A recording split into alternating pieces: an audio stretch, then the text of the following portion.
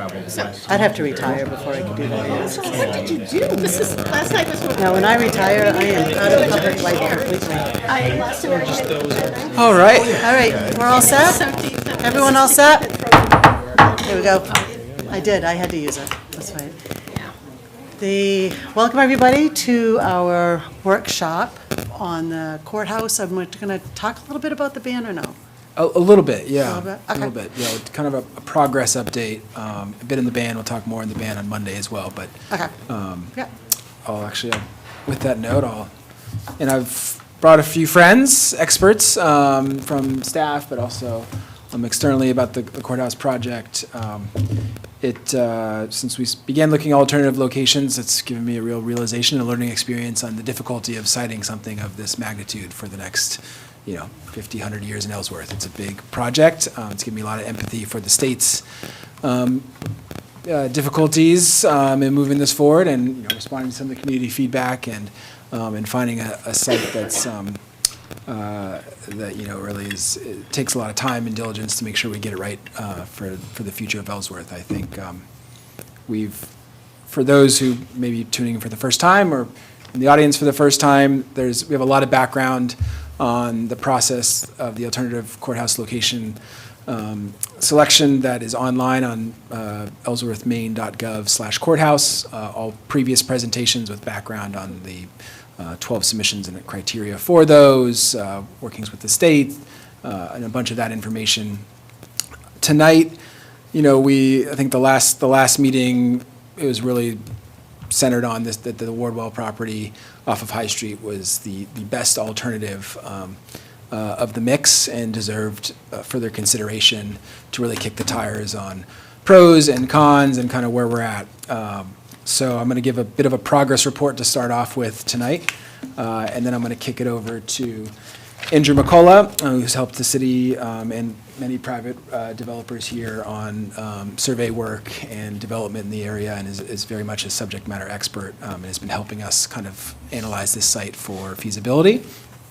And then Matt Williams is going to step in and talk a little bit about larger city planning considerations with the site development, both in the near term and potential long-term impacts. And Larry, our longtime assessor, is going to talk a little bit about road construction into areas like this and future development and kind of what assessed values changes can be when projects like this are undertaken, just so folks can have a little bit of an idea of what that could look like. And then Mike's going to talk a bit about road construction, and I'll finalize with some next steps. So. Can I make a request before you dive in? Sure. Is it possible to tilt the screen so we can see it, but also people in the audience can see it? Rearrange chairs too. That's so much better, thank you. And if everybody there can still see? Yeah, and feel free to rearrange. Okay.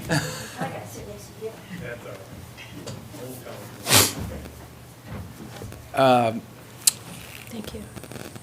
So just a quick progress report since the last time we spoke. I've discussed road access for the two abutting property owners and their amenability to an easement purchase should the state and the city decide to move forward with this as an option. And they've expressed amenability to the project. I should say, I think that's one of the things I love about working in being in Ellsworth on things like this is that folks are always willing to really do things if they feel like it's in the best nature of the city. So I'm happy to report with that. We've done some initial environmental recons, which continue to point to the positive feasibility of the site. And however, there's these are just initial recons. Just hey, no further action required. There's vernal pools everywhere. You're not going to be able to build here.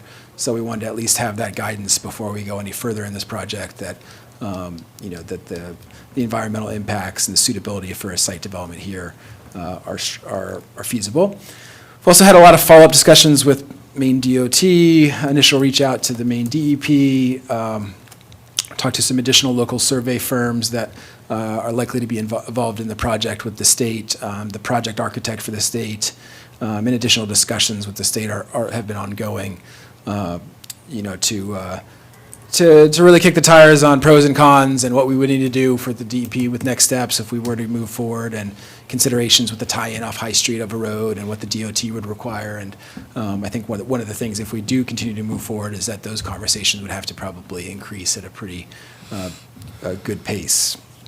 We also have a request for additional funding to further gauge feasibility, which would be under consideration at the Monday council meeting as part of the bond anticipation note. I think we've settled that really for the next step. We're requesting up to $50,000 to be authorized for a full environmental recon of this courthouse area and the road accesses to flesh out that, what's in the initial recons is true, and that we could move forward if the council and state decided with a project, and that their architect and surveyors are, that this is a very feasible site to move forward with, a lot more work to be going forward, or that the site deselects itself at that point as well. That this is, that is a potentiality. The initial signs are good, and Andrew will talk more about that later, but that really is an important next step. It would also be potential for us to start the survey work and the legal prep work of what the easement purchase would be like under the contingency that we move forward, to set up that as well, so that this project is set up for success. If the environmental recons come back, and obviously a further discussion with council that we'd like to move forward, probably a special meeting.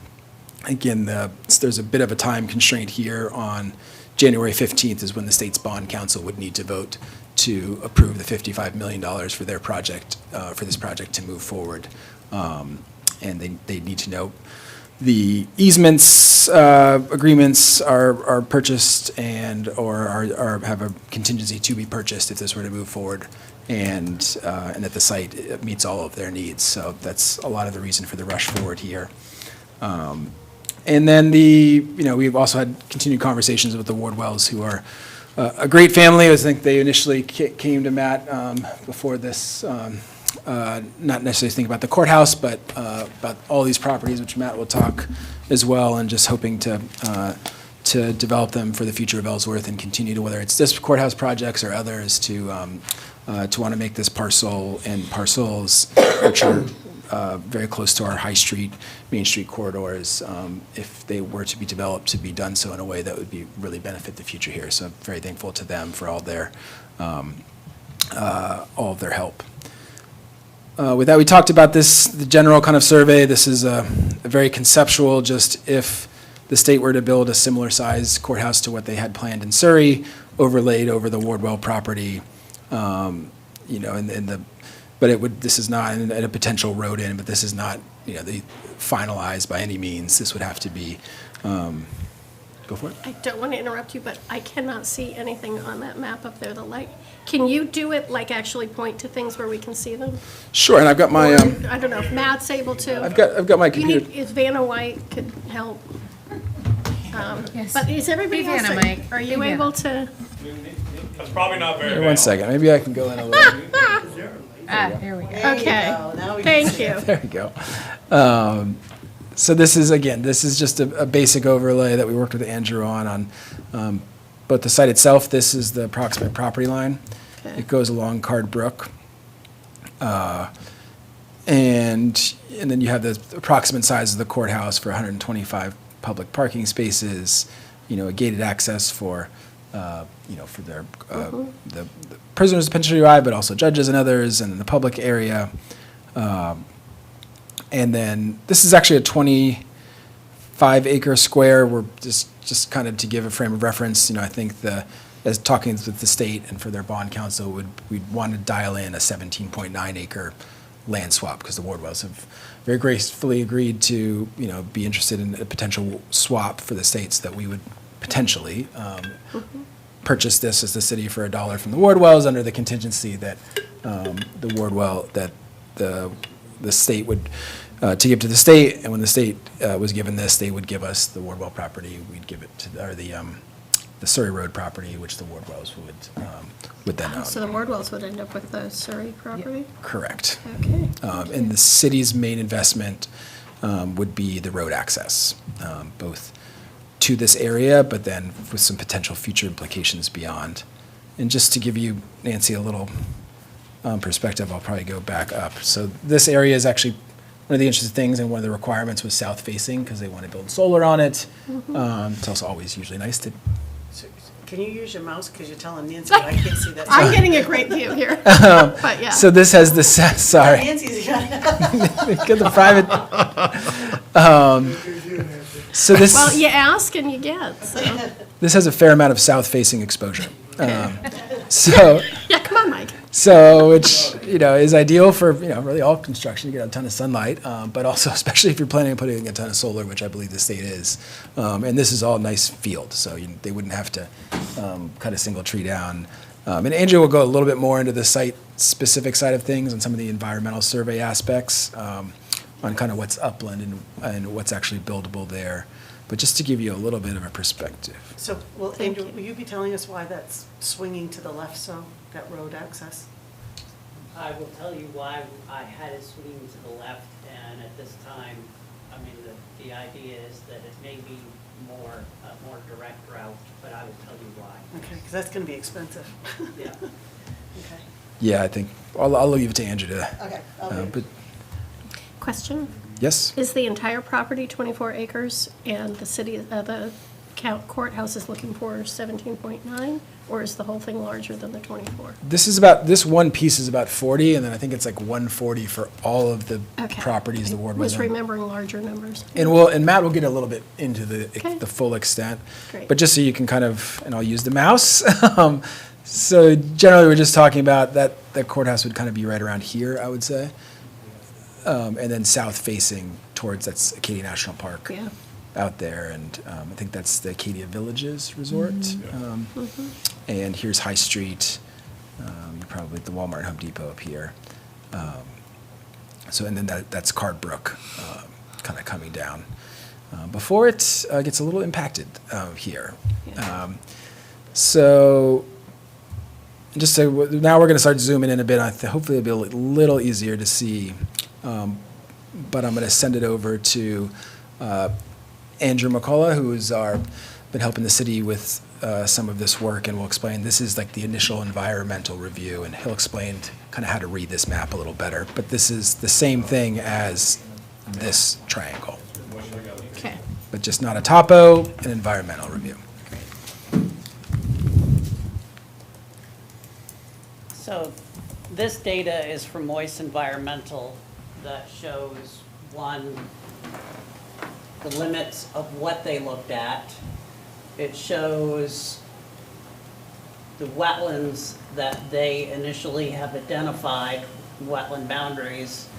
It also shows the inland wading bird waterfowl habitat and types of wetlands, emergent marsh, and they have identified one potential vernal pool right here.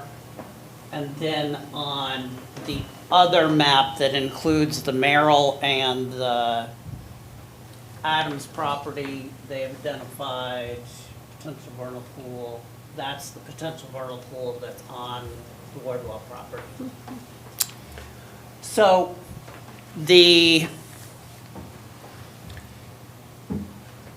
could we go back to this? Yes, please, to start. So my initial concept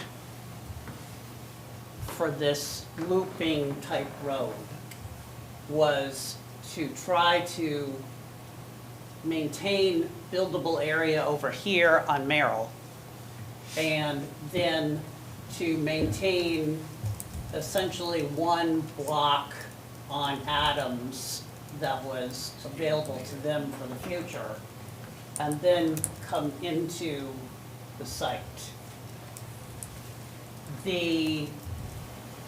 Now that we have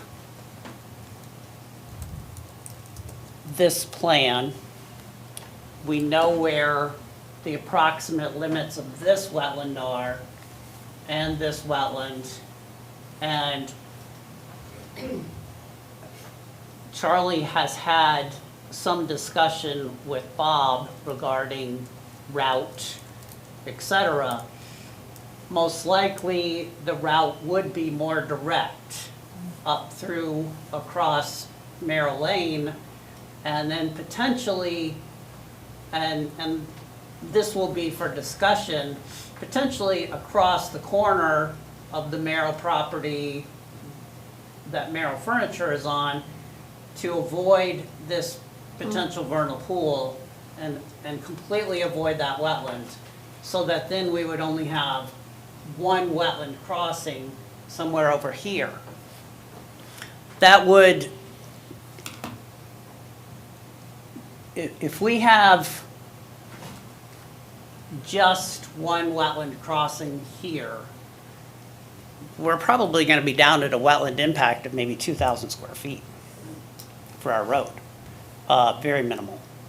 And if we have two crossings, the goal would be to have a wetland impact less than 5,000 square feet to avoid mitigation.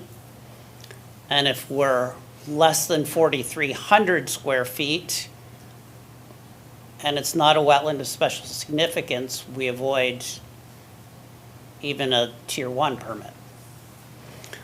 So, just to kind of back up a little bit, and I think we've talked around some of these things. Card Brook is classified as an urban impaired stream itself. We know that.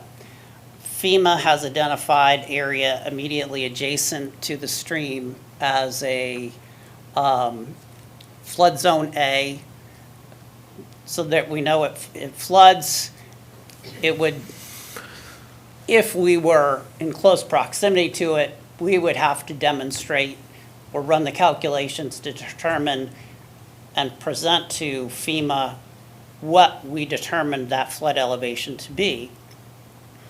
There is inland wading bird, waterfowl habitat, and when I initially walked it, I felt confident that there was a significant amount of upland here.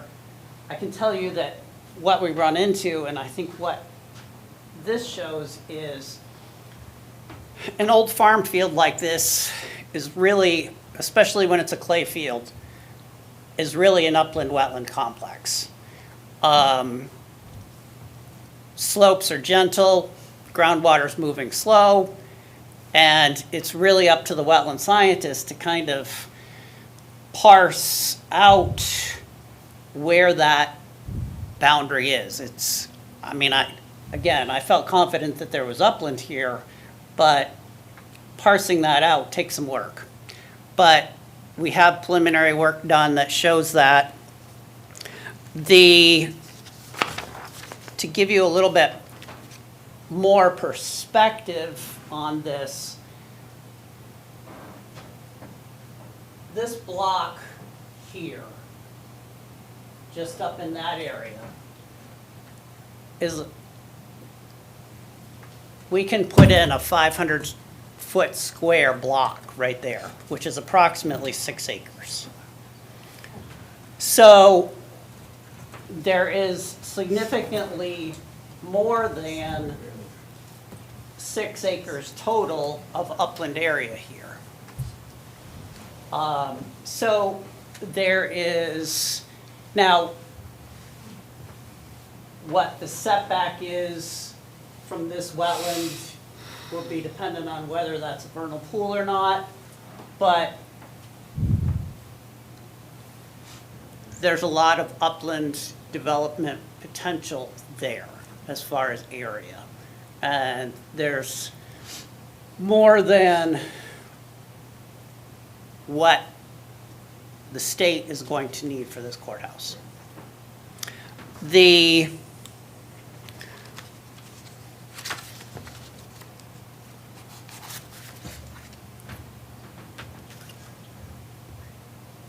next steps, as Charlie has kind of laid out, is to confirm these boundaries, The vernal pools cannot be assessed as to whether they are vernal pools and whether they're significant until April. And so even though the wetland scientists can get back out there and do a lot of the work that they need to do, that work, assessing those would need to be done within the vernal pool window.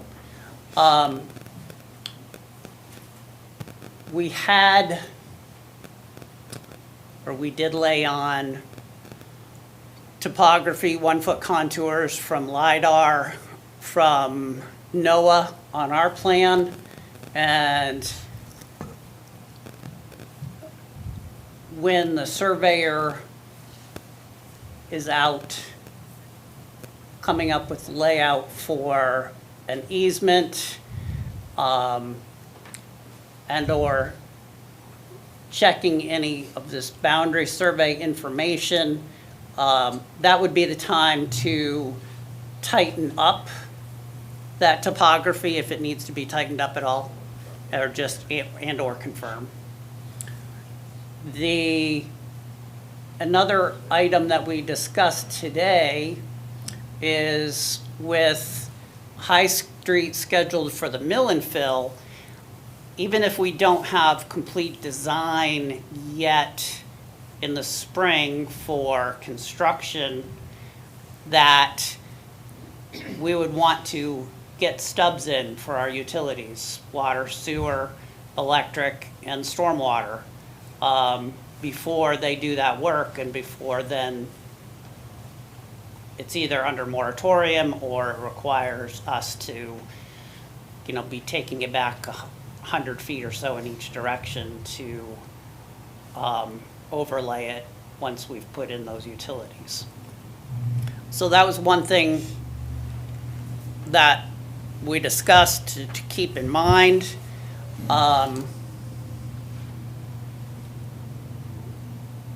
And again, the next step really is conferring again with these property owners, and then establishing that route, doing this environmental work that needs to be done, and then being in a position to meet with the DEP, determine any permit requirements, and then to move forward with design if there is a positive response. Yeah, I'd note for initial construction access off of, is it Long Lane? Long Lane. There already is, a fair amount of room there and to build a pretty straight, and Mike can talk a little bit about that road. So that would be first step for construction. And then the other piece is to, as after environmental review, further survey to really dial in, okay, here are the few areas. Do we want to wait until the vernal pools are fully identified because does it make sense to go up here and then across and over, or across here, or just take that the vernal pools are going to be significant and just go across and through? But you need a much more detailed environmental survey to start making those assumptions and purchase initial easements and others. We did talk to another surveying firm here who kind of said that's for a lot of these projects, especially this is a multi-year piece. So the construction road gets kind of accessed first, and as you're developing, building, you may have to modify your easement, as it moves forward and progresses, depending on the work. But we should have the majority of the information we would need in consultation with the state and their architect. We have spoken with their architect, and has expressed the information that he would need and kind of listed points to say, okay, this sure, this is upland, it's has a potential for siting here, but the information he would need to be like, yes, this could be there, and then also to get a little more dialed in on, should it be sited here or down here, and what those 17.9 acres surrounding this area would be. There's also additional Wardwells who we've talked to a bit about this too and with the state on could we do a conservation easement on this Card Brook kind of area for the public in the future. Both, this can't be built on anyways, but can we get some, and maybe in addition to the 17.9, some additional public benefit access to this great area. And, it's my personal opinion that a courthouse here, kind of helps conserve a lot of this area and keeps it more public and open. It really is a special place, so near our High Street and Main Street corridors. Question? Yep. That assumes that the courthouse would allow public access on the land around the courthouse? Yeah, so that's something I'd want to talk further about. I know they'd been thinking about that with Surrey and, which again had 17.9. It wasn't the 17.9 acres of courthouse. It was kind of, that was the land and maybe the future there could be trails down there that might not be here. But I think, once we move forward in this, and they were committed to that, I'd want to start talking a little bit about more on how can we make that. And I also talked to the Wardwells about the access to the rail trail. And, maybe keeping some public access over there. Right now, that's not something that we have of a place you can drive up to, a parking lot, and be, behind the LL Bean is a little bit of access to that. But there's not, there could be definitely more of a public benefit to have better rail trail access here as well. That could be under consideration. So before I send it over to Matt and kind of talking a little bit more broadly about the planning implications here, are there any other questions for Andrew about surveying and for the public as well? If You want me to speak up there? I can speak loud enough. Sure. Okay. Has the workshop get fine? Okay, good. How wide is that possible burn pool, that space there? How wide is that? This is just graphic. Oh, okay, so you didn't really I mean, the measure it. vernal pool could be 10 square feet. I mean, it could be 5 feet around or something like that. Right. Yeah. Culvert wouldn't work for that, or to go over it? Well, sure it would, but Would they no. allow that? No, No, they wouldn't even look. no. It depends on the That bit. the area within 250 feet of a vernal pool You can't is have it. protected Okay. at certain levels. Yeah, That doesn't mean that it eliminates all that area, but at a certain level, it's all protected. which we have to do in April.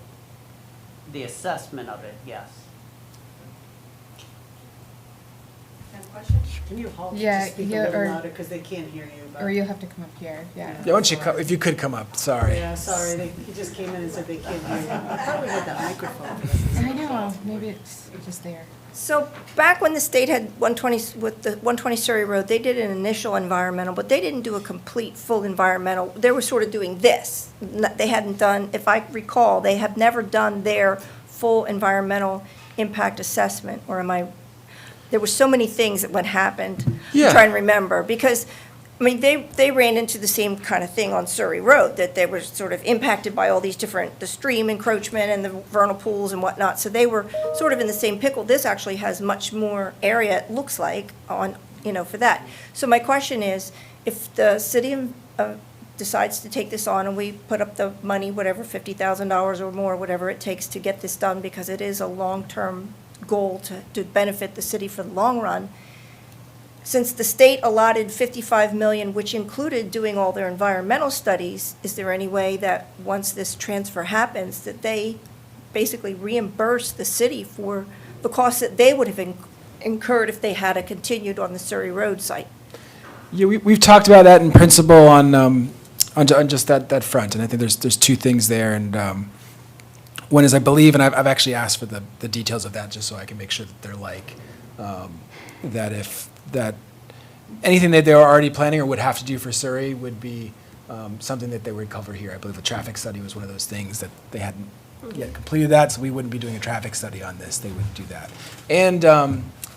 And other things as well, like the upgrade to the wastewater systems, which they would have had it done on the Surrey Road, that, if this were to move forward, that would, that's kind of the last piece that they would hold to. We'd have to, make an analysis of what that funding would be that would also. Yeah, so any expenses that they would have anticipated for any property, we're going to try to Correct. recoup those back so that our costs, our outlay costs will be as minimal as possible, which will benefit everybody in the long run. Correct. But we just have to do it now to get things.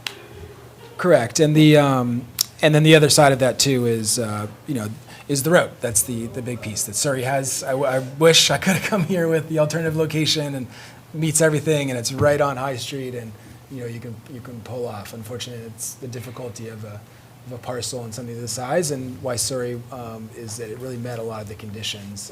And this one meets an excellent amount of those conditions as well, except for that road piece. But you can build a road, you can't take away vernal pools and streams, so you can build a road. So that's a good thing. We can fix that. Yep.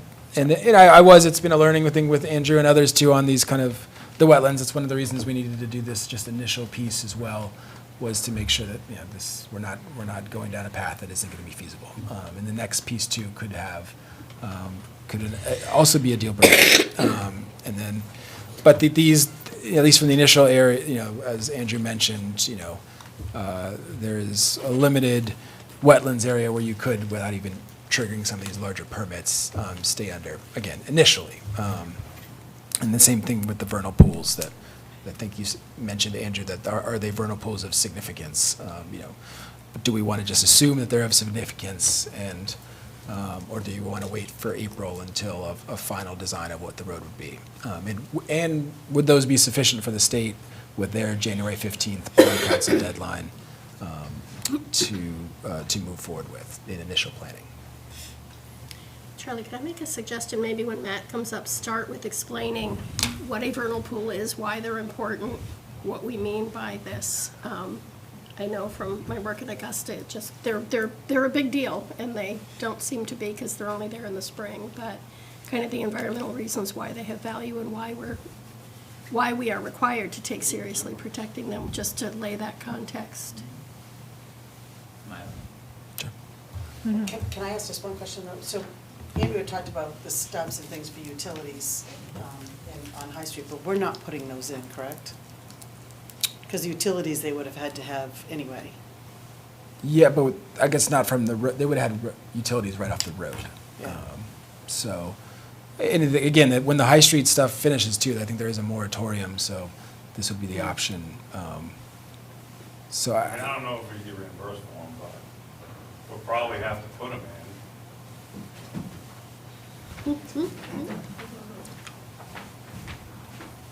Sorry to interrupt, Mike Harris, Public Works Director. So for the stubs, yeah, I think we would end up putting them in because High Street's gonna be done in the spring as far as the paving project goes. They don't have a contractor even on board yet, so, to me, it would be a situation where we put in the stub at least to get us out of the High Street corridor for the paving project. And, that would be something we could look at later on in the project.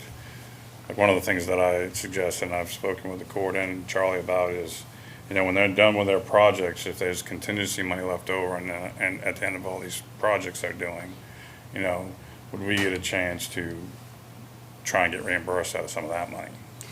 I just think that, I don't personally, I think that ought to be a discussion though. I mean, we can put those in, but they were gonna have to put stubs in on the Surrey Road. And so they should put those stubs in and I know it's probably gonna be longer than what they were going to do, but we can't be held. I'm getting what you're saying now. At first I was, But have it in writing. they would have to have stubs on that, and we'll need to have kind of all that laid out, I think. It's just, Yeah. hey, you would have done X, and X, but if we're building a road in there, they don't have to stub in because, we're just gonna plan to connect to them and then pave. Right. So, and especially also, once this gets set, like, where's your paving line? And they would have had to build some road, even though they're right on Surrey Inn. And that, again, if these things work out and we want to move, that would be that final step. And Patrick, our land use lawyer, and kind of going much more detail. I know Mike has some here on the road pieces, but really outlining what would have been in Surrey that is no longer have to be done here, and what would have to be done here, Yeah. on both, and having all of that lined up. So. Because if you wait till contingency, there's probably not going to be, because they'll just apply that to another project. So you won't get it if you do it that way, but if you have I think we should, we come up with an agreement of what we're gonna do, just kind of have it in writing that they'll pay for this, and And that kind there's- of like, we. Like do a with memorandum of DOT. understanding? Yeah, I think Mike was good to ask about the contingency and trying to, anything, but I think what you said, Michelle, is more like they have multiple courthouse projects, and contingencies will probably get folded into that's what this, into those other courthouse, and then at the very end, if there's more, that would be things where maybe we can add some trail access to Right. this piece, and maybe we can make an argument for additional, back to the city, but every single piece on what the wastewater access would have been, where you would need to tie in at the phase 3 power, where we need to tie in at this piece, again, that is and I did talk to the state specifically about that on the water sewer, they'd be amenable to all that. The general rule is anything that they were planning to do for Surrey that they wouldn't have to do here would be a credit to us. Anything that would have to be done here so that they could build would be on the city side of things, most specifically the road. And we'd want to outline that in excruciating detail and legal language in addition to the easement purchases and timelines, et cetera, as kind of one of the final steps, after if the council were to pass the ban funding for the full environmental study, and that doesn't trigger that this is not feasible, so. Charlie, also, just a quick thing. Remember Nicole Grohosky, our senator, had said that if we found an alternative site, she mentioned at one of the meetings, and if more money was needed to make this happen, she would be willing to go to the Senate and request more funding. So maybe that's something that we should look into in the event that it doesn't work out, that they're gonna pay us back for some of these things. I mean, if this is putting it in an alternative site, that it's a betterment for the town and the area, maybe she could get more funding for it. Yeah, we could potentially look at that. I think another piece is their timelines, and we could. I can ask them about that. I'm not quite sure. Might not happen before we get started, but maybe later. And I think especially because that's one of the things here. They have to move to the next courthouse, Ellsworth. Yes, it's in the most need, but also they have this funding that's on specific timelines to receive, and if it goes back into the legislative process, that could be multiple years out on securing that. If that's a contingency to make this go forward, and then in those years, inflation alone and delays will well outseed. Now you're not talking another $500,000, $1 million. It could be $5-10 million more in construction project costs, which is additional cost to taxpayers. So, but I'll look into that. And anything before we go to planning and Matt? Sorry about that, Matt. I guess just to touch on vernal pools real quick, because most of what I'll talk about is potential future development, not really the courthouse side of things. But vernal pools generally are habitat for specific species of frog and other reptiles and microinvertebrate that those animals feed off of, and so it's hard to find habitat for those animals. Vernal pools are really the best spot for them to lay their eggs and find food at the same time. So Maine has pretty serious protections for those vernal pools in particular to make sure that certain species don't go extinct or don't get paved over, essentially. But yeah. So turning to possible future development, this is just more of a zoomed out view of the 3 parcels total that the Wardwell zone. So it's the lot for the courthouse, or potential setting for the courthouse. There's the second lot in the middle here, that just kind of a triangle that abuts the railroad tracks, and then the larger lot that connects to Main Street entirely, just to kind of give everyone view. The Union River's here, that's High Street, there's Main Street, and then this outlined lot is Merrill Lane, essentially, so that's where access would start to get to these 3 parcels off of High Street. So some larger questions to think about moving forward with the potential future development. Is this land buildable? This is the wetlands that the state has in their inventory, but as you saw on these more zoomed in recon maps, there's a lot more wetlands on the lots than the state has outlined. So again, doing a full environmental survey and review is important just to kind of get a fuller picture of those. What uses will we want to allow in this area? Later on I'll go into what the current zoning is and what the types of allowed uses in those zones look like. But if we're trying to incentivize housing or retail or other types of development to complement the courthouse, what would potential rezoning look like? Like that would influence potential rezoning or like overlay zone usage, or other incentive programs potentially. And what feedback does the state have on a more expansive project? We've had some conversations already with the judiciary on, you know, how closely related is our road versus their project as a courthouse. There's the potential that they could be under a common scheme of development. I don't know that necessarily matches the definition of that the DEP uses, but that'd be up to their determination to see if the road project is separate enough or if they are kind of one and the same at the moment, because we don't have immediate plans to expand the road. It really is just kind of a road to the courthouse at the moment. And then Department of Transportation, again, they did want to know what a road connecting up to Main Street in full would entail, and then also you're going to be crossing a trail and a railroad track, so there would be expenses and requirements that go along with that. And then also, and as Andrew mentioned, Carbrook is a urban impaired stream, and so there's already a lot of heavy development going on in this area. A planning board approved 150 units on the lot on the other side of Carbrook right here. Now most of that is centered more closer to the boundary line away from Carbrook, but a lot of their stormwater is going into tributaries that lead to Carbrook. Preliminary plans were reviewed for another hotel off of High Street, again, that would enter, I don't remember which lot it is over here, but it would send their stormwater also to Carbrook. So doing a study or discussing with DEP what the effects, or how dense of a development do you really want to allow on lots like these, where you're adding more stormwater and more infiltration into Carbrook, and the type of treatment we would require or potentially require to make sure that the brook doesn't become even more impaired than it already is. So just some more environmental considerations that the impact of more dense development in that area could have. And then what is the realistic estimate of the potential impact to city's tax base versus the cost of maintenance and expansion? You know, Larry will kind of get into some minimum projections for increase of tax base.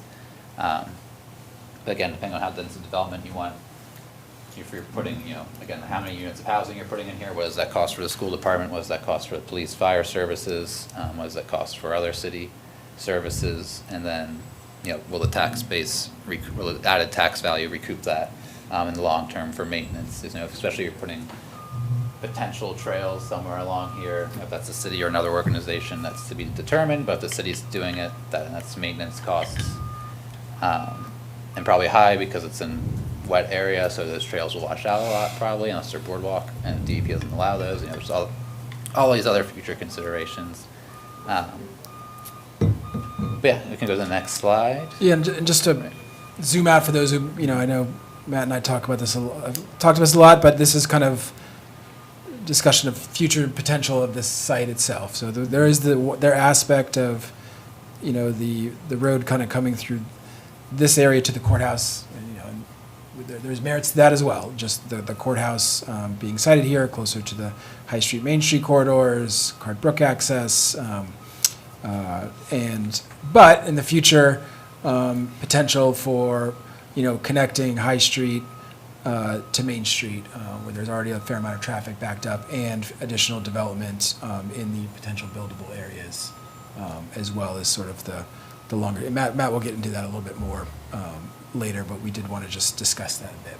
Matt, has the railroad decreased their requirements for another crossing on that line? I don't think they've decreased their requirements. There's currently money available to help build or do railroad crossings, but Maine DOT has expressed disinterest in doing them. But so it probably involve discussing a swap of closing another railroad crossing that exists to build another one. Yeah. But it's just further conversations with DOT. Because if I remember correctly, they weren't going to allow any more, because it's the leases with the railroad. Right. And they get the choice, and they weren't going to allow another crossing in Ellsworth unless we close some. Another one. And yeah. then depending on the amount of traffic, they want the whole lights, gates, and the whole setup. Right, and this Which is is also a trail hugely crossing expensive. too, so it's not just the railroad. Yeah. Yeah.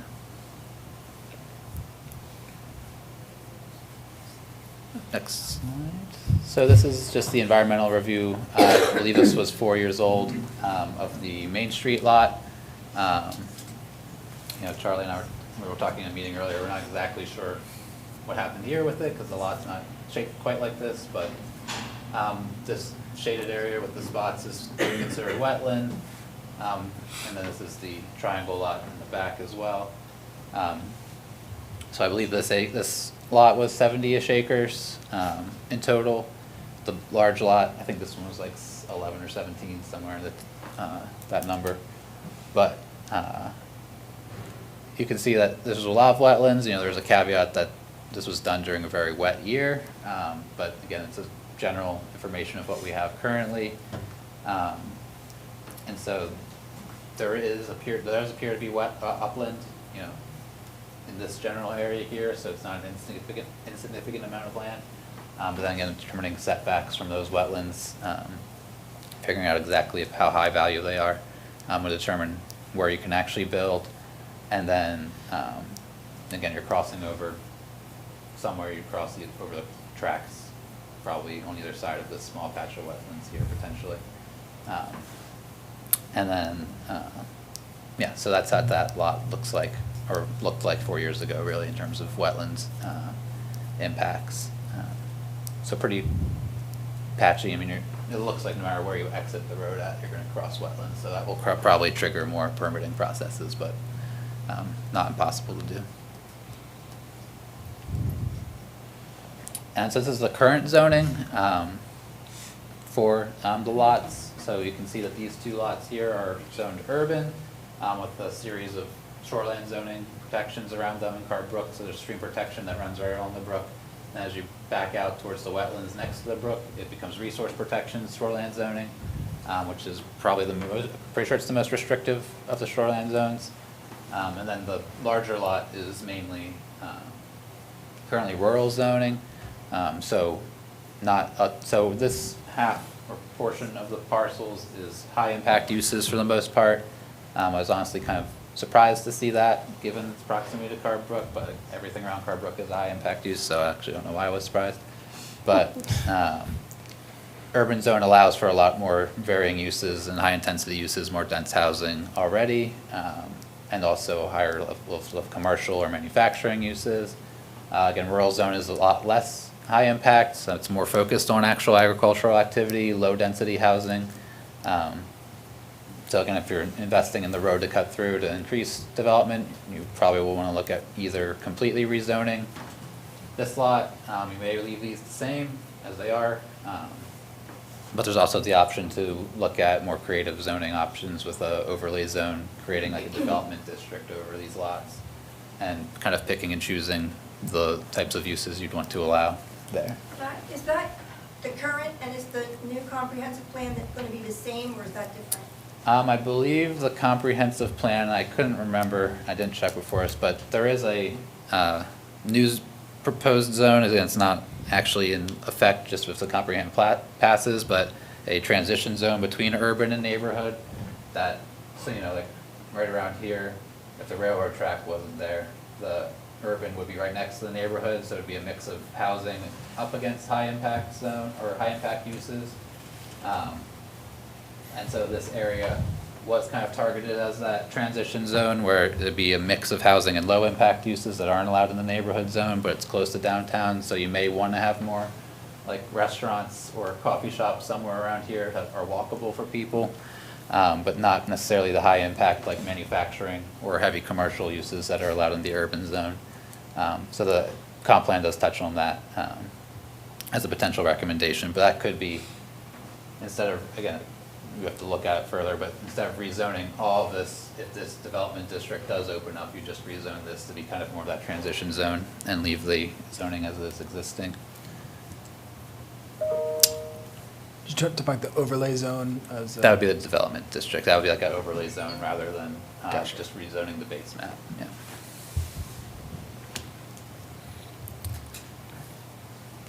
And then, so I'll turn it over to Larry, unless there's any questions on zoning. Could I just ask a question for clarification? I realize I was late arriving, so you may have already said this, but when we're looking at that whole area with the kind of turquoise-like outline, Yep. is that what the town is purchasing? No, we wouldn't be purchasing any of the land itself, or I should say that we might be purchasing some, so you can see my cursor here. Yeah. So Where's the courthouse gonna thi- go and how does that fit? this is the entirety of the Wardwell properties. Okay. High Street to Main Street, we're probably right around here, at City Hall. The courthouse potentially could come here, and the Wardwells were amenable to a land swap for the 17.9 acres, which would be roughly around this area. Okay. The city's purchases would be easements to create a road access to this area for the courthouse use initially, and then potentially additional easement purchases from the Wardwells to create a connection between High and Main and additional development in this area, which, in terms of, future development in Ellsworth, we've just talked about the 150 units over here being added, an additional 40 for the Beals Avenue extension, I believe. Here, you can see the development, in our urban core is already happening to a large extent, and that this, in the future, could also help spur not just for a courthouse to be here as opposed to the neighborhood zone in Surrey, but to an area where the road would, yes, have access to the courthouse, but also spur potential additional future development as well, and analyzing the potential impact of that as well. Go to Larry to talk a little bit more about road building and potential valuation assessment impacts. Good evening, Larry Gardner, City Assessor, and I'll speak about what the potential assessed values would be, which is different than appraised value, market value. Because what I have to do is be uniform with assessed values, but for buying property and a commercial appraiser may see things differently, especially in this market. The assessed values are approximately 85% of market value statistically. So I'll be speaking of assessed value, not market appraised value. And a good base starting point was Merrill's property, and you divide the land assessed value by the acreage, and it was like $175,000 assessed value per acre. Now, going back, because of just guessing, we have no final determinations on how much of the remaining land that could be developed if a loop road was put through, what would be, with Merrill's being $175,000 per acre, would it be equivalent, or would it be less? And I'm saying, well, I don't think it could be the equivalent, because you'd have to subtract for wetlands being back there. So my estimate of a direct but minimum assessed value per acre would be about $100,000. And the tax, with the tax rate today, we have a tax rate of $17.45. At $100,000 assessed value, that's $1,745 tax bill per acre. And there's roughly 70 acres that would be potentially available for construction, development, if the loop were to be put through. That would be the taxes per year that would be 70 acres times 1745, $122,000 per year. And of course, it's not additional revenue, it's just $122,000 of the total tax needed for commitment. would help versus, right now, a lot of the land is in tree growth, so it's a very minimal value once you get behind Merrill's. So that's what I'm looking at is, and but the potential, when I say the assessed value, I'm looking at a minimum of $100,000 per acre. The actual market value, once this is built, there could be, the potential investors of buying such land on that road could be very significant. And it could be as the market value price investor would pay might be as much as $300,000 per acre. But my estimate based on 100,000 takes in the whole acreage because there's probably some wetlands there that wouldn't be developed. And not until we know that would we have a good estimate. If we knew where the wetlands were, what those delineations are exactly, then we could come into a better determination. So that's basically what I'm looking at is right now, it's $100,000 per acre, which would, tax-wise, with today's tax rate, be about $122,000 a year. Larry, is that before there's any improvements made? That's just land, That's just land. yeah. So, The road is made, yeah, so just with the road on this otherwise unimproved land, it increases it that much. Do you have would you be able to provide an estimate of, what would that property be in assessed value if it were, a mixture of residential and light commercial or retail development that we're kind of discussing? So that's gonna yeah. go up a lot more than that. Yeah, right? you're, and lot sizes too, if, I believe the minimum, for the rural zone, is an acre. But we can rezone it to have smaller lots. Yeah, you could have smaller, It's 10,000 square feet. urban's just 10,000 square feet. So there could be all kinds of configurations, but, and there might be a developer who would want 5, maybe 10 acres for something much bigger. But I'm just, for the land only, it's roughly 100,000.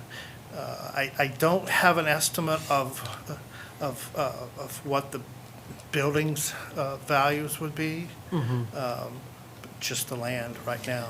And what was the number just with the land, your 100,000 times the mill rate Yep. times the acreage was what? It's 122,000. 122,000 a year. Yeah, Okay. that would help lower the burden of everyone else by 122,000. So if we put a road in there, would the Wardwell's taxes immediately go up because that road's there? Once the road's in, yeah, and all they have to do is I don't think I'd be given that easement. divvy it up. Well, if they want to turn around and sell that property, it's going to be worth a lot more money. Yeah, Or if it's still in tree growth, it's still protected for current use valuation. yeah, you could see a potential of probably a minimum of $7 million in valuation, assessed valuation, not market value. And it could be, if depending upon sale prices, it could be as much as $300,000 an acre. It's hard to say until that actually happens. But again, I would, I have to be uniform with assessed values. So this area compared to other areas of town would still have to be uniformly assessed and not spot assessed just for this area at a much higher value than similar areas. Yeah. So, like, the 150 housing units that are going out behind the tennis courts, would they have paid $100,000 an acre for that housing property? I mean, is it feasible to think that someone would do that, pay that kind of money for housing and, I mean, of the like 100-something acres on that one lot, only 13 were developable, so I doubt they paid that full price for all of that. And they probably only looked at the buildable land and had a higher cost on that. but even the 13 acres that were buildable, do you think they paid $100? We could look at it and see what they $1,000. bought it for. I don't remember what they paid for that. I was just wondering if, I mean, I know that you can get that money, I just wonder in Ellsworth if you really can, if it. Yeah, and it would only be if it's divvied up into smaller lots. And Larry, are there studies where, like, or is there data that shows, like, if there were to be let's say, the road gets built and there's some kind of, mixed-use development of residential and retail, like, what that could lead to an increase in assessed value? Are there like, examples where towns in Maine have done this type of development and you could see over 10 years the property's assessed value went from X to Y? I haven't seen that, but the, here with COVID and this spike in appreciation of real estate in such a short time, it's hard to say. And we know that's going to go away. I think we're like at 5% appreciation per year now versus during the height of the peak of appreciation per year, I think it was close to 20%. And we have the inflation, mortgage rates are very high. Yeah, no, and I would imagine it'd be a pretty hard thing. I just didn't know if there's any of that data out there. I can look into that. I think if we do go forward here, this is one, and I talked to Larry and others, could we pull like one of the hotels on High Street? Let's say they built a hotel in here, like how much does that kick off in taxes a year? You look at the Myrick Street and some of those bigger, like last time I looked, I think it was like $300,000 a year. And I'm not saying that one of those box stores would go up there, but if in that urban zone you wanted to allow, a bigger, apartment complexes with access to the rail trail and retail shopping in the first floor, not that we would, but that could be one type of use that would be, like the thing that would have a pretty significant value. If you're doing just middle income homes or, or other things, that could be a different value zone. Then there's also TIF potential that you could look into for these areas towards the hospital area, which is up here. If you're doing hospital offices, that could be a different piece. Like, what do those hospital offices typically go for? To sort of get at the SimCity version of what this could be as fully developed. And that's I think that's one of the interesting pieces here. Most people who look at this see this, the square of Ellsworth, and it's in our central core zone for development, like maybe not over the next 5-10 years, but 20-30 years, yeah, this is, so we don't have sprawl everywhere. And people want to live, if they want to continue to live near Acadia, these really awesome downtown Main Street, you're not just going to get the effect of your tax revenue increases, but recreational access to the rail trail, more people for your schools over the long term, more people going to your downtown business cores. Growth. Smart growth, as they say. Well, yeah, the way we're designing it. And I just want to say to your question, Smart Growth America, and there are other groups that have ways to run scenarios and to look at. We could be really thoughtful about, again, the balance of what the increased valuations are, what are the additional services that would be required, what does it do to quality of life, all of that, as we run scenarios for what could go here. There's definitely resources that we can tap into for looking at that kind of thing. Sort of like playing that game, SimCity. Oh, wow, Did you that's ever a play That's that? what- that's a he blast from the says. past there, Larry. You I've just thought showed about your it. age. I think I still have the CD someplace. That's fabulous. Well, the lot up at the corner by the Jackson Lab, that sold for $1 million, right? Pretty sure that was $1 million, that was 6 acres, and they're gonna be building that motel, the hotel there. How much was that cost to build that there? The home to suite, is that the home to suite? No, that's the, No, I'm talking right where Hilltop Restaurant used to be. Oh, They yeah. sold that for $1 million, and that's 6 acres. Just So- recently? Yeah, so you think about that one lot at 6 acres, what that sold for, that's the same idea as this, once you build the road in, Yeah, they will come. yeah. So it's an investment for the city, and you're gonna be getting your return back so easily on that property. You Yeah. should get your return back. If we do it well. Right. and there could be impact fees, I know we talked about that with the other piece. No. Yes, you do. No, same thing with the no. Well, Learn from Myers Street. well, I want to Get a lot of taxes off of my exchange. I want to just to throw, as we're talking the bigger picture, I love that we're having the conversation about the bigger picture while we're talking about the courthouse.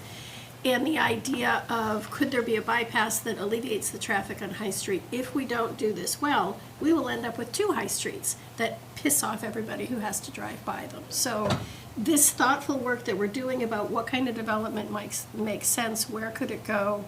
How could it be used to alleviate? I think it's really interesting to have these conversations while the Thriving Communities work is about to start on High Street, so that we've got these levers we can play with. We've got a lot of assets and a lot of potential to work with if we do it wisely, and what our goals are, including not having parallel commercial strip anywhere USA. It's great that the places are there, including the urgent care center, but but we need to be really thoughtful about how we plan it out. So, just, I think that caution as we're looking at how to I do agree. this. But this is just, it's phenomenal to have this to start running scenarios on with, ideally with the courthouse coming here. Yeah, and developers of this remaining land abutting a road, a new road, loop road, that was zoned for commercial use, they wouldn't have to sell the lots. They could lease the lots and build to suit. Like sometimes, I think the medical care MD, I think that's pretty much what they did. Sorry. Charlie, my question, I mean, the big picture thing is nice. I mean, the focus tonight, the focus right now is on the courthouse, but the big picture is important to get all that in there. But I'm just as a resident, I'm sort of, it's dawning on me, like you were saying, once we build this road, then the Wardwell property becomes, very viable for a great development, and they would become billionaires or whatever. But is that something that normally cities aren't in the development business for other people to benefit from it? So, I mean, we would benefit, I guess, in the tax revenue part of it. So is that something like, are we talking about, we build it and they benefit from the sale of the lots, but we benefit from the tax base? Is that, or, okay. So the lesson that you can learn from Myrick Street isn't the impact fee, because that's all owned by the same person on both sides of that road. So if you build it and they decide not to develop it, then you're in a problem, Right. which is why you have impact fees. And so that's a whole different thing, and those are impact fees. That road is all set with the DOT for any development. They don't have to do any work to it, which is why you have impact fees. That's not why that's not being developed. But that is a lesson to learn from Myrick Street, is if you build it and you provide that, and they leave it in tree growth and they don't sell it because people don't want it, then Or you've just maybe- put a big investment in. Maybe the Wardwells would sell it to the city and we would be responsible for what happens. Yeah, but we've gone way Yeah, we've past gone way- the This is, courthouse but it's here. a really good context for. It is a good context, and it is, but there's Yeah. a lot that Yeah, has to Let's be done not before we go stumble on the very further. first part of it. Yeah, and I'd just say it was mentioned during the first meeting when we talked about this, this property by the community and pretty much anybody. It is a unique piece to It is a have beautiful piece. a high to Main Street, one property owner, piece. Willing to work with the city on it. But to You your may have to point, come off Main Street and not be able to cross that railroad track, or it'd be too expensive to cross that railroad track. So that, so there's a lot, but it is saying, there's a lot of options for that if we put the courthouse there, and I think that's where we yeah, and can we're- end that now, huh? Exactly, and, Yeah, and the, what do we do after we hit have that it? Right, perfect, thank you. but And, yeah, just making sure we're not messing up that potential as we move with this. yeah, and over the long term, I mean, you see that with the 150 units and the Beals Avenue extension and these pieces, like, that's a Yeah. big potential to get the mill rate down here is, I know during the budget season, seeing the 5% roughly property tax or valuation increase, but then there was a 2%, which was a 7% total valuation increase, was that new business, I think, new property piece, and that's the kind of, that 2% is what can drive everybody else's down. Your mill rate, but your property tax increases, you're still paying more. That 2% can actually drive down Exactly. other people's rates. So having a good growth profile, which is what Ellsworth, I think, is in a fortunate position to be in. A lot of the rural parts of America are not in a growth pattern like this to, and the only way that they're going to keep their services going is through, additional taxation, whereas we can hopefully fund through growth smartly into the future of the city. So, Mike talked pretty briefly on road access. I know we're getting a little late here. I think we'll talk a lot more detail on next steps on the specifics of the road, but that really is kind of further down the line on what our teams could do and what we'd have to hire out for. But did want to have Down the Mike road. Okay. down the road. I see what you did there. I didn't get that, that was good. Ba-dum-bum. Notwithstanding all the other discussion, I'm simply talking about how do we get to the courthouse. So there's two things that need to happen. One, we need a construction road, which would be off Long Lane. And that's simply a gravel road that we would build to allow their construction vehicles to access that lot. Wardwells have a 66-foot right-of-way through there, so we would, the initial concern was that the trailer park that's there, the mobile home park, might inhibit that ability, but it does not. We were able to jog over, go around the trailer park, and still put the access, the construction road in. That's, like I said, it's simply a gravel-based road that we would install to allow their construction firm to work on the courthouse. And so then, the bigger picture, the bigger piece for us that we looked at is how do we make it affordable for the city to access the courthouse? I think if you looked at having another outside firm build the access road to the courthouse, you're over $1 million is what you're gonna pay. And so for us, talking to my team with Brian and Nate Hardwick, who's our one of our crew leaders, the serious question was, could we do it? Can we build it? And our answer is yes, we can build it. We have enough expertise on our crew, our highway crew, to do this project. It would take time, obviously. It would take effort and equipment. But for us, the basic concept would be to bring a 66-foot wide right-of-way through there. And the reason I say 66-foot wide right-of-way is because it wouldn't be a 66-foot wide road, but you need to make accommodations within the right-of-way to be able to put sidewalk, be able to put light poles and stuff behind the sidewalks.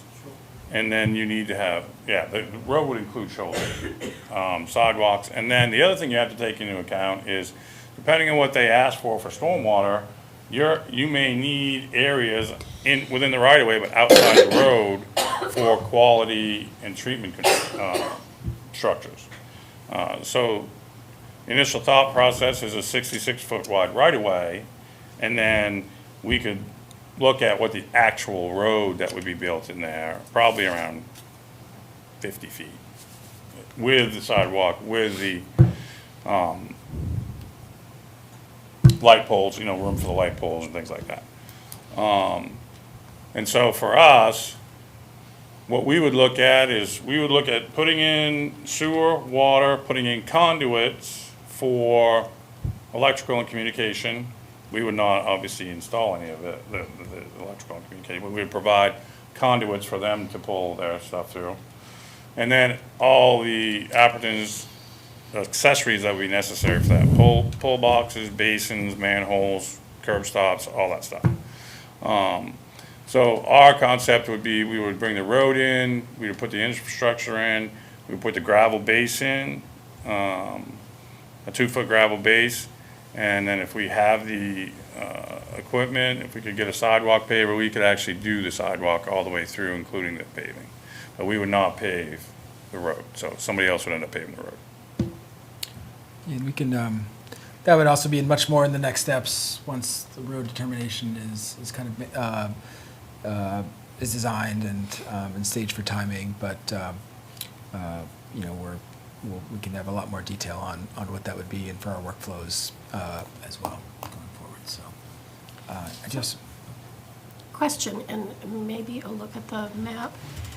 On the map, when it showed, there's the construction road that's a dotted line, and then there's the access road you're picturing. I was envisioning the construction road as being a temporary Yep. access point, but you're talking about building it so that it can become an actual usable.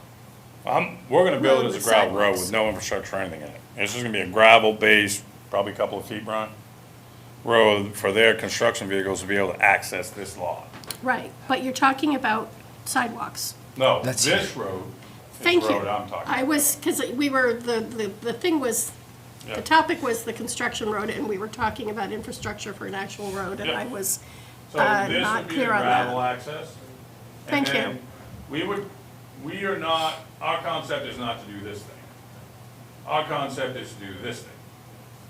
Okay, so based on the wetlands or whatever, that will determine the best path through there. But we walked it.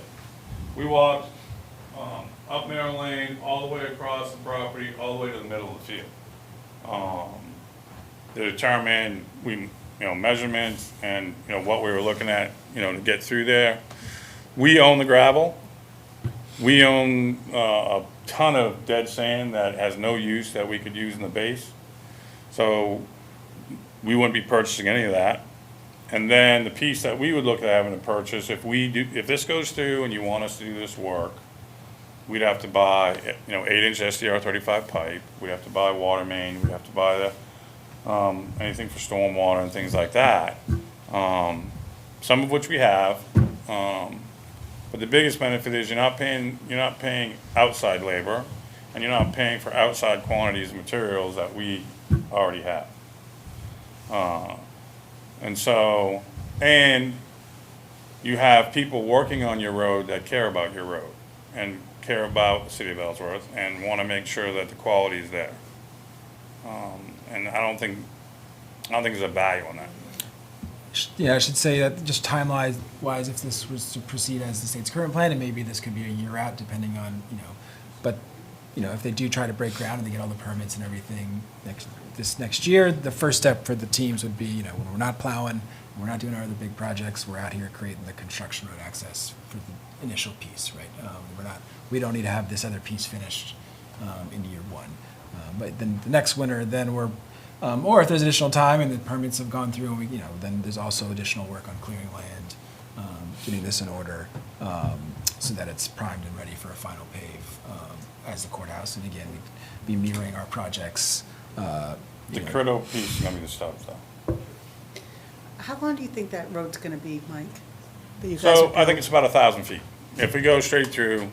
It's not bad. it's roughly 1,000 feet. So we walked it from the Merrill property, the fence line at the back of the Merrill property, all the way to the center of the field, where there's a pine tree right in the middle of that field.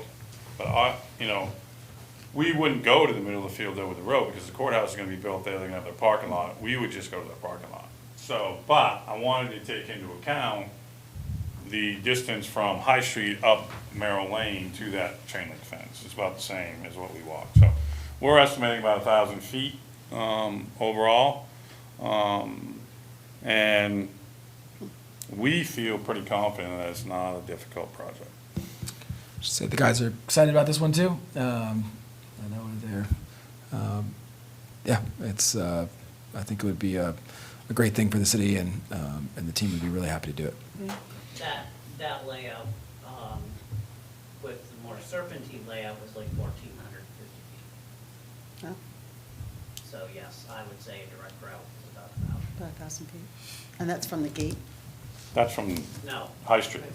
That's from High Street? Oh. Yeah.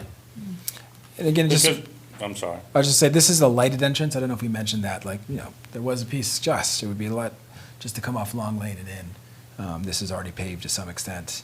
Again, it'd be closer to Card Brook, which wouldn't be that great, but, for this kind of traffic and what's gonna be here and for the future potential development use coming off the lighted lane, is the preferable, route. Yeah, makes more sense. And for the first piece, where the light is up into it, that's really not a bunch of construction for us, more as connecting infrastructure. So if we put the stubs in, then it would just be a matter of running the stubs, connecting to the stubs and laying that infrastructure out all the way through, out to the courthouse. But the actual construction of a road would begin further up in the Merrill's property and then continue all the way through to the courthouse. I could see, if this does go through, maybe it's hire a private contractor to do stubs and the state's pay for that. And we keep some of those pieces too. Like, that's what the value of that would have been, and our teams can stay on those other pieces of the road. But if there's extras like that, we can kind of outline each of those pieces that the state would have to pay out. Either they'd give us a market rate for that, that we wouldn't just be charging necessarily our time or our material and cost, because we have man hours the city's covering there too. I mean, for me, the best case scenario is we coordinate with the High Street paving project. And while they have the road tore up, it's the perfect time for us to tear up some road, connect to the infrastructure, put the stubs in. And then it's all there during that project, and then when they finish and raise everything to grade and then do their paving, we're good to go. Even if you never do the courthouse, having stubs there is super valuable. Because if you ever do want to access that back land and do development stuff back there, that is an incentive to developers to say, hey, the stubs are there, you just gotta connect. Do you think it's the other interesting part about the timeliness of this with High Street and this potential? Because these are private landowners, they could build this with something else, and that potential for a road to come here through and around is now gone for, pretty much ever. I can't imagine taking somebody's recently built land to build a road through it. A high to Main Street access is, to create that. This is, I know we're gonna really focus on the courthouse piece, and I think there is a lot of value with just this. But this is also a unique opportunity there too. Any more questions for Mike before I go to quick next steps? Okay. Thank you, Mike. Thanks, Mike. So we'll have a further discussion about the band funding to authorize up to 50,000. Again, that's not saying it's going to be 50,000. I think with the full environmental reviews and others, I'd like to be in the 25 range. And there could be additional legal fees post that. And, again, that's also not 50,000, and we're out doing that every step of the way. The finance committee meetings, quotes, we'll be bringing it back to finance committee, and if it goes above the $15,000 limit of myself as well, we'll be going to a council meeting, potential special council meeting, for any dollar that would be spent on this. So next steps, if approved on Monday, the council would like to know further information that this is feasible, and we'd like to have more details that could make this, the alternative, much more realistic. We'll discuss that in more detail on Monday. We'll probably also at that point start increasing our meeting cadence with our state partners, the Maine DOT, DEP, others, to really start fleshing out a lot more of these details of considerations that may not have been done in a lot of this initial review and analysis. Detailing out road costs and preparations. There'll be finalization of easement and land swap agreements for consideration, guarantees of road construction, DEP needs, traffic studies, additional consideration of the future development, which we talked a little bit about tonight. We might want to outline some more areas there. And again, this could be a deselect out situation where those secondary environmental reviews reveal something that's that makes this not as attractive of a potential. And then, but if it is, and we probably have to schedule an additional special city council meeting to be probably just on this, but informal session for discussion. I also want to have a little more discussion with some environmental groups, Frenchman's Bay Conservancy, Friends of Card Brook. Again, I think this is a pretty appropriate development that really helps Card Brook and allows a lot of public access, but want to get their thoughts on that as well. I know there was at one point a discussion of putting an entire mall back here. So I think, again, this I think is a very appropriate type of development to keep this area special and dignified for a courthouse for the future of Ellsworth. We're still living with that beautiful courthouse here, and I think we'd want it for future generations to have the same type of dignified courthouse that really highlights this region, and I think this is an excellent place for it. That is it. What was the concern, you had something, some of the neighbors had some concerns that live nearby or something, I think on number 1 or 2? The abutters were amenable. I haven't had that yet. The FPC and Friends of Card Brook, I could see having some concerns. But abutters, I don't really have any. There's just nothing. There was nothing? No. Oh, okay, No. good. Yeah, Oh, okay, they were Yeah. in the role. They were happy with it. Okay, And great. it's one of the advantages of this. I know the other, a lot of discussion about that neighborhood zone, and this is really zoned. It's in the urban zone. It's more kind of in line, but it's in an urban zone. But as you can tell in this picture, this is still a very different type of area, even though it's so close to it. Which is why Ellsworth is just such a cool city. One of many reasons. Yeah, I was gonna say. I mean, I walked out there for the first time once, and because just seeing over the map, and we saw just like, what? You can see the Shaw's sign out there. You can see it's like, but it feels like this, this really special, unique place. So, thank you all. Steve, is there a question or? I need an education. There was some comment about Myrick Street.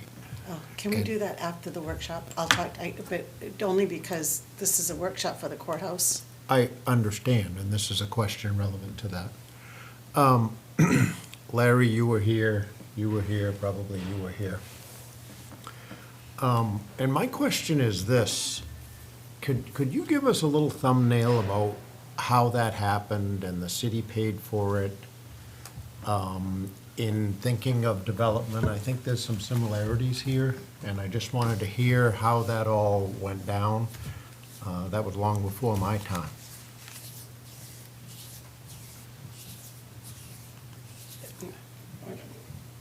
No. Yes, but it has nothing to do with this workshop, so, but yes, because there have been some questions. So back in, I don't know, it was a long time ago.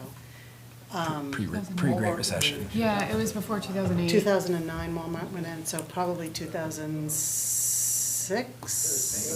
7. Roads were agreed on in 06, 07. Well, Yep. I was interim city manager, so it was probably, 5 or 6. Myrick Street was built, and nobody was doing anything with the land because WS Development owns it, right?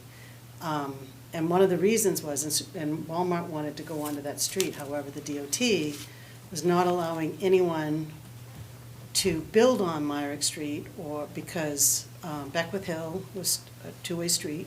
They wanted to have whoever built on Myrick Street to widen Beckwith Hill.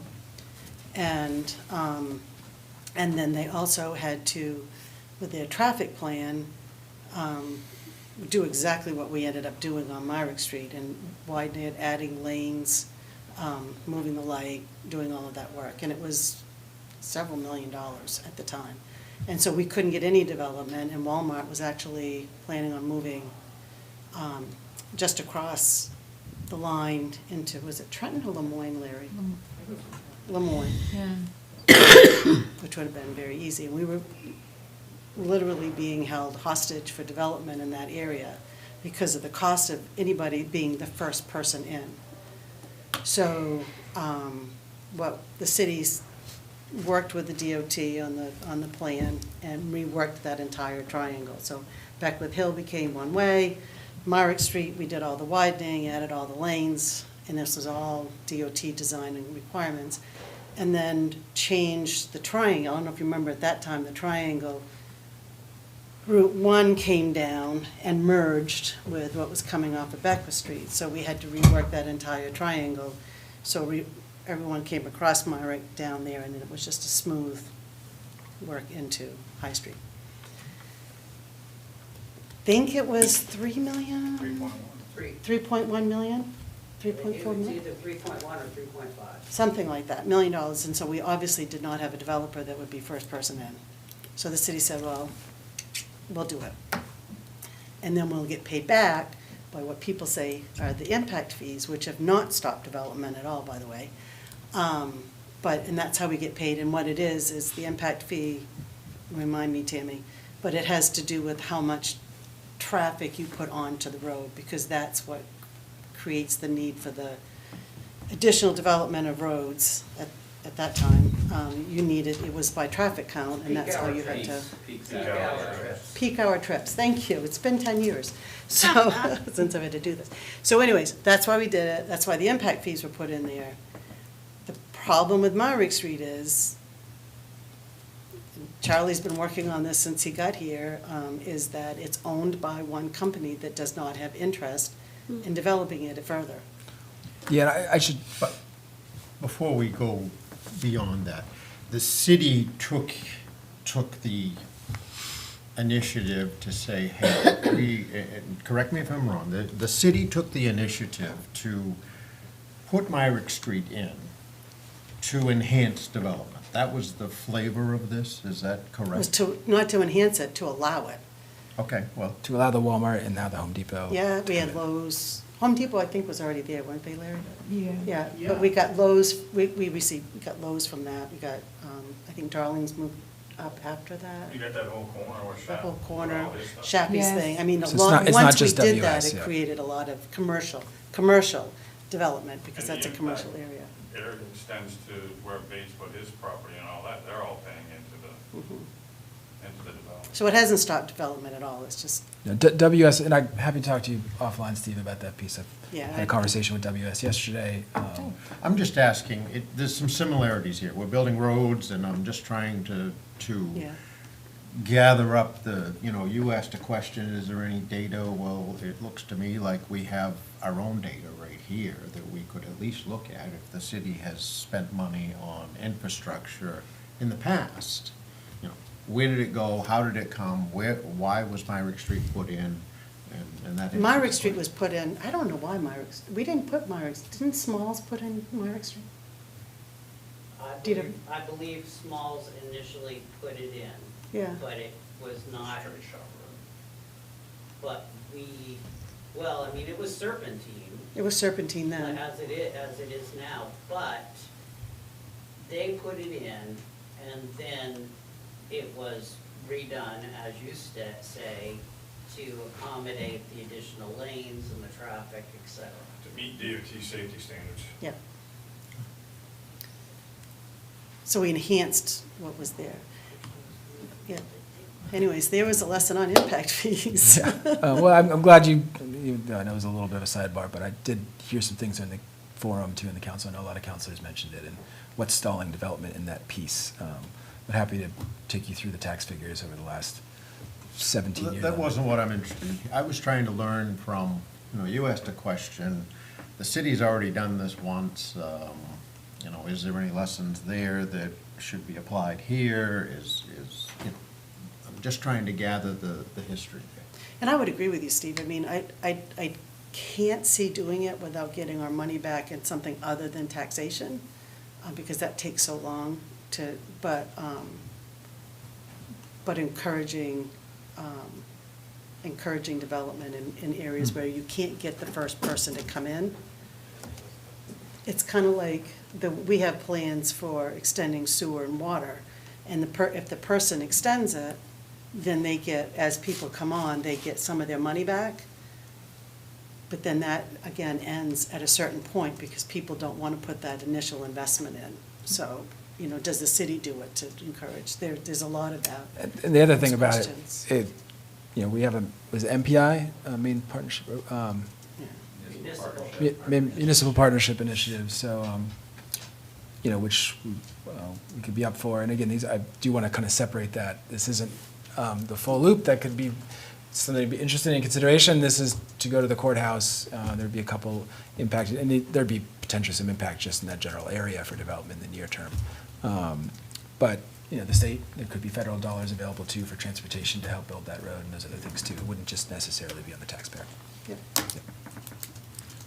So just swing that a little bit further, because of Myrick Street being built, to Larry's point, the tax base on that property, just as it sits, is far greater than what it was before it was built.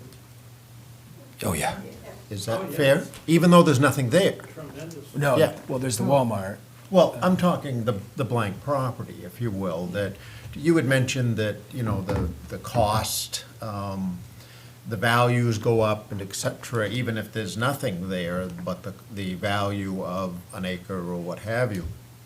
So that same thing has happened at Myrick Street. When you built that road in there, not only did you help the traffic and all of that, but even the base field is far more valuable in revenue than it was prior to Myrick Street. Is that fair to say? It is. Okay. Like Larry's assessed value, Yeah. even those blank pieces are much more than Yeah. they would have previously been. Yeah. And I'll get you numbers. It's Roads actually, it's everywhere. actually even more because, more because all the infrastructure. yeah, that's all ready to go, but it also drove all of the, what used to go down Beckwith Hill from Bar Harbor, when people go into Acadia, now goes across Myrick.